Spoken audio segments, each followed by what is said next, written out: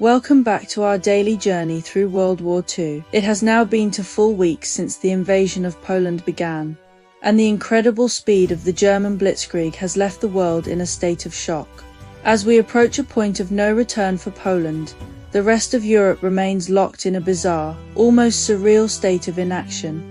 Today, on September 15, 1939, we will witness the final, agonizing moments of Poland's main resistance, explore the political stalemate on the Western Front, and understand how the war at sea is about to change forever. For the past few days, Polish forces had fought with incredible bravery and skill in the Battle of the Bzura, launching a powerful counterattack that stunned German commanders. But by September 15th, the immense German response had turned the tide. The German command redirected a staggering force of 5 divisions, including 2 armored divisions, to the area. They used their complete air superiority to launch relentless bombing raids, while their artillery pounded Polish positions without mercy. The Polish armies were now completely encircled, trapped in a pocket between the Bzura and Vistula rivers. On this day, the fighting became a desperate, close-quarters struggle for survival. Entire units were being destroyed, their valiant counterattack turning into a bloody retreat. For all their courage and tactical skill, the Polish soldiers were simply outmatched by the overwhelming firepower and mobility of the German war machine. The battle was a stark, brutal lesson in the new nature of modern warfare. The defeat at the Bzura signaled the end of any large-scale, organized Polish resistance. All that remained was the heroic, but ultimately doomed, defense of key cities. While the Polish armies were being encircled and destroyed, the Western Front remained eerily quiet. For the French and British, September 15th was another day of what was increasingly being called the Phoney War. French forces, having advanced only a few miles into German territory, had effectively stalled.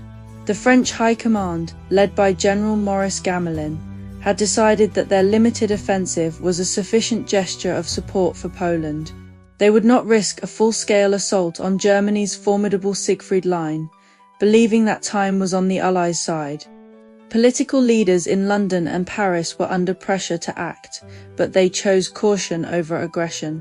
British Prime Minister Neville Chamberlain and French Premier Édouard Daladier were convinced that the war would be a long, drawn-out affair, one that would favour the superior resources of the British and French empires.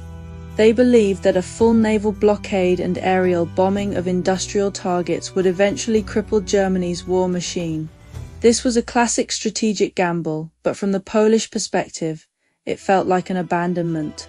This inaction would set a dangerous precedent for the first 8 months of the war, a time when Europe held its breath, waiting for the first major blow to be struck.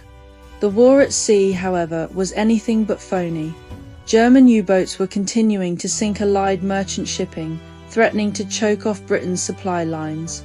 But on September 15th, the Royal Navy took a crucial step in its response. The first British convoy of the war, codenamed Oberon, set sail from Liverpool. This was a significant moment.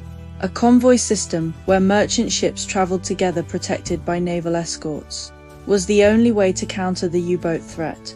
The convoy system would go on to be a defining feature of the Battle of the Atlantic, but its implementation was a complex challenge. On this day, the success of Oberon was a small but important victory.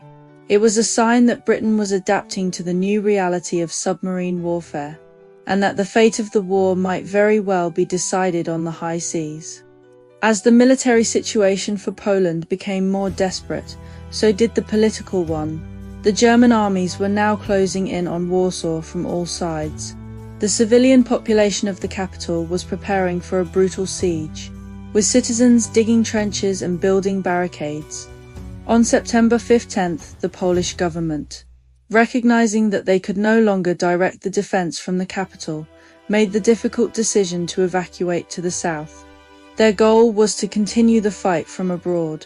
But the move was a grim acknowledgement that the battle for Poland was nearing its end. Meanwhile, in Germany, Hitler was already drawing up plans for the reorganization of the conquered territory, a grim indicator of the brutal occupation to come. September 15, 1939, was a day of stark contrasts. In Poland, we see the tragic, heroic end of the organized defense. On the Western Front, we see a bewildering state of inaction that would have monumental consequences. And on the seas, we see the beginning of a crucial battle for survival. The lessons of this day are clear. The old ways of war are no match for the Blitzkrieg, and the world is on the cusp of an even darker chapter. Tomorrow, we will talk about the final days of the Battle of the Bzura, the full isolation of Warsaw, and the shocking news that will come from the east.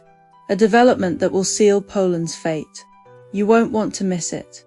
If you found this look back at history informative, please hit that like button, subscribe to the channel, and let us know in the comments what you found most surprising about this day in the war.